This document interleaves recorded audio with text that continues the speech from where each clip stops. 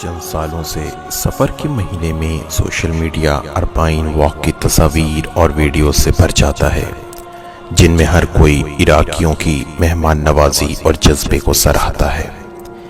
لیکن ان تصاویر اور ویڈیوز کے پیچھے کیا پس منظر ہے، شاید کم ہی لوگ جانتے ہوں گے۔ دنیا کا سب سے بڑا انسانی مجمع آج عراق کی سرزمین پر پہنچ چکا ہے۔ عنقریب امام حسین علیہ السلام کا چہلم کربلا میں ہونے جا رہا ہے۔ عربی زبان میں اربعین 40 کو کہتے ہیں اور فارسی میں چہلم کہا جاتا ہے۔ اربعین حضرت امام حسین علیہ السلام اور ان کے ساتھیوں کی کربلا میں شہادت کے 40ویں دن منایا جاتا ہے۔ اس دن پوری دنیا سے کروڑوں کی تعداد میں لوگ کربلا میں پہنچنے کی کوشش کرتے ہیں۔ اکثر لوگ یہ سفر پیدل ہی طے کرتے ہیں۔ اربعین کا جلوس دنیا کا سب سے بڑا جلوس ہے، جس میں کم سے کم 4 کروڑ مسلمان اور غیر مسلمان عراق شہر نجف سے کربلا تک کی دوری جو لگ بھگ 80 کلومیٹر کی ہے اسے پیدل طے کرتے ہیں۔ اربعین کی تاریخ میں یہ ملتا ہے کہ اسلام کے 11ویں امام حسن عسکری علیہ السلام کی جانب سے بتائی گئی مؤمنین کی 5 نشانیوں میں سے ایک نشانی زیارت اربعین کا پڑھنا اور کربلا میں امام حسین علیہ السلام کی زیارت کرنا ہے۔ اربعین کے دن کربلا میں امام حسین علیہ السلام کی زیارت کرنے کا رواج واقعہ کربلا کے دوسرے سال ہی یعنی 681 عیسوی میں خود آپ کی بہن حضرت زینب سلام اللہ علیہا اور ان کے بیٹے امام سجاد علیہ السلام نے شروع کیا، جو سیریا میں یزید کی قید سے چھٹ کر لبنان کے راستے کربلا پہنچے تھے۔ اس کے بعد سلسلے کو جاری و ساری رکھتے ہوئے صحابی رسول جابر بن عبداللہ انصاری مدینے سے امام حسین علیہ السلام کا اربعین کرنے کربلا پہنچے۔ ان کے ساتھ کوفہ میں رہنے والے تابعی عطیہ الکوفی بھی کربلا میں اربعین منانے اکٹھا ہوئے۔ یہ سلسلہ آنے والے ادوار میں اہل البیت صلوات والسلام اور تبع تابعین کے جانب سے جاری و ساری رہا۔ اسی فہرست میں مختار ثقفی، ابراہیم بن مالک الاشتر، محمد بن ابراہیم، زید بن علی اور آپ کے بیٹے یحییٰ ابن زید سے لے کر امام عسکری علیہ السلام کے زمانے تک جاری رہا۔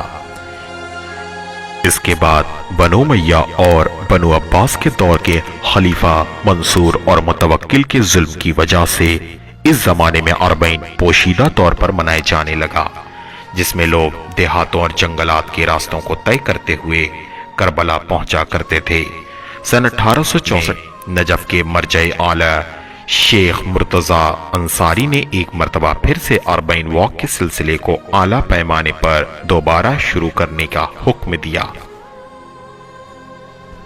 اس دور کے وہابی فکر عراقی حکومت نے اربعین پر دوبارہ پابندی لگا دی، جسے آیت اللہ مرزا حسین نوری نے دوبارہ شروع کیا، اور اس سفر میں 30 افراد شامل تھے۔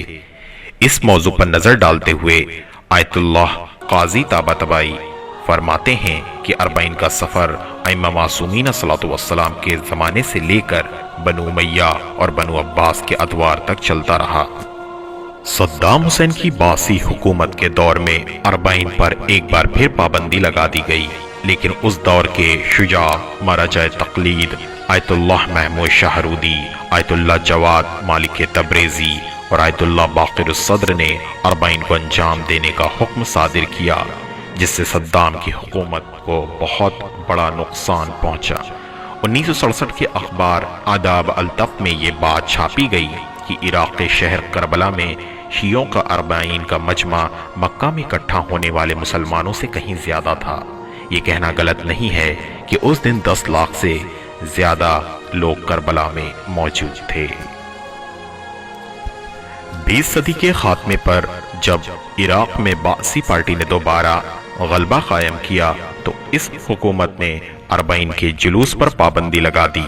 اس دور کے مرجع آیت اللہ محمد صدر نے ایک فتویٰ جاری کر کے اربعین میں شرکت کو واجب قرار دیا، جس کی وجہ سے باسی حکومت کو عالمی سطح پر ذلت کا سامنا کرنا پڑا۔ 1977 میں امام خمینی کی خاص تاکید پر اربعین کے دن 30,000 لوگ نجف سے کربلا کی طرف روانہ ہوئے، جس پر حکومت نے حملہ کر دیا اور بہت سے لوگوں کو شہید کر دیا۔ عراقی پولیٹیکل ہسٹری میں اسے اربعین اپرائزنگ کہا جاتا ہے۔ 2003 میں باسی حکومت گر جانے کے بعد کربلا میں اربعین کے دن 30 لاکھ لوگ پہنچے۔ یہ تعداد سن 2013 تک 1 کروڑ سے زیادہ پہنچ چکی تھی۔ 2015 میں یہ تعداد 2 کروڑ تک پہنچ گئی، جسے دی ٹیلی گراف نے the largest human gathering in the history کے عنوان سے پبلش کیا۔ آج یہ تعداد 4 کروڑ تک پہنچ چکی ہے۔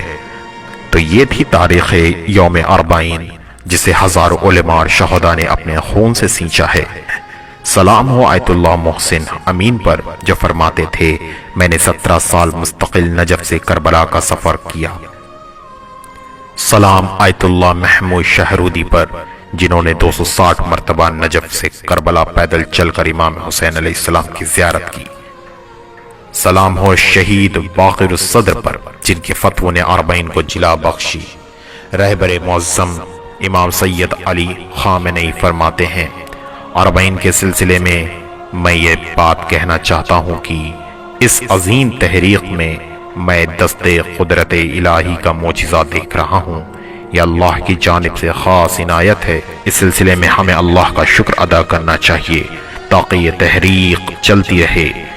البتہ اگر ہم یہ شکر ادا نہیں کریں گے تو ہم سے یہ نعمت چھین لی جائے گی۔ سلام ہو شہید قاسم سلیمانی کی روح پر، جو مقامات مقدس کے لیے حفاظتی قلعہ تھے۔